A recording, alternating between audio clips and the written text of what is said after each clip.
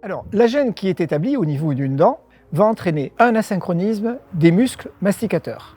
Cet asynchronisme des muscles masticateurs va, en l'espace pratiquement de 30 jours, modifier le visage et toute la structure du visage qui va devenir totalement asymétrique. La ligne bipupillaire ne sera plus parallèle à la ligne bicommissurale, et ceci en très peu de temps.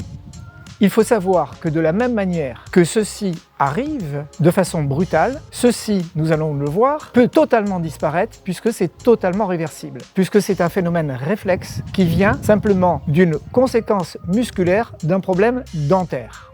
Hormis cette question d'asymétrie que l'on va retrouver aussi bien chez l'enfant que chez l'adulte et qui va entraîner énormément de problèmes, comme on peut le voir d'ailleurs sur la photo de Rafael Nadal qui, comme tout le monde le sait, a de gros soucis physique au niveau du pied et au niveau de la hanche, il suffit de voir son visage pour faire un diagnostic d'asymétrie très importante au niveau des maxillaires qu'il suffit de corriger pour supprimer des problèmes qu'il peut avoir au niveau de sa jambe. Ces problèmes, nous en discuterons d'ailleurs lors du congrès d'Odinte dans lequel je participerai et je montrerai à ce moment-là l'importance d'avoir en permanence et de veiller en permanence à cette synchronisation des muscles masticateurs depuis l'enfance jusqu'à l'âge le plus avancé pour ne jamais avoir de problème. Nous avons parlé des problèmes au niveau de la face, mais au niveau des oreilles, ce sera exactement la même chose. L'asymétrie au niveau des oreilles va entraîner une baisse de l'audition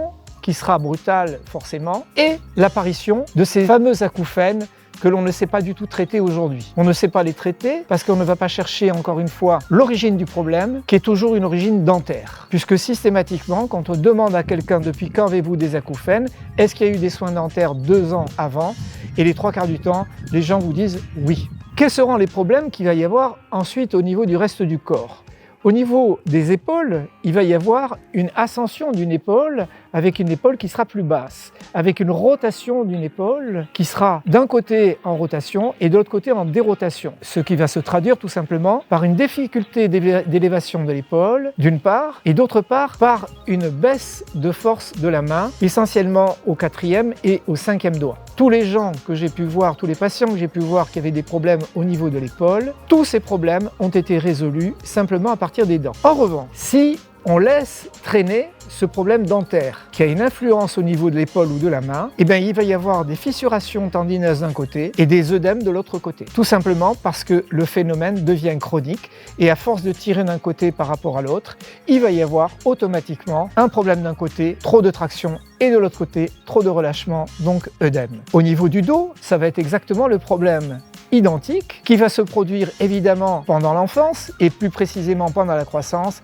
Et là, il est très important que vous, les orthodontistes et même les dentistes, vous soyez très attentifs au synchronisme des muscles masticateurs de l'enfant. Si vous passez à côté, c'est une scoliose garantie. Il va y avoir la même chose au niveau du thorax, évidemment, ce qui va donner des problèmes d'essoufflement d'un côté et des problèmes de pseudo-angor sur ce cœur qui est comprimé par rapport à l'autre côté. Et on va mettre beaucoup de stents aujourd'hui chez des jeunes qui n'ont pas plus de 30 ans, qui n'ont pas de problème d'athérome, alors qu'il s'agit simplement d'une compression de type mécanique d'origine dentaire qui cède dès lors qu'on a supprimé l'asynchronisme musculaire d'origine dentaire.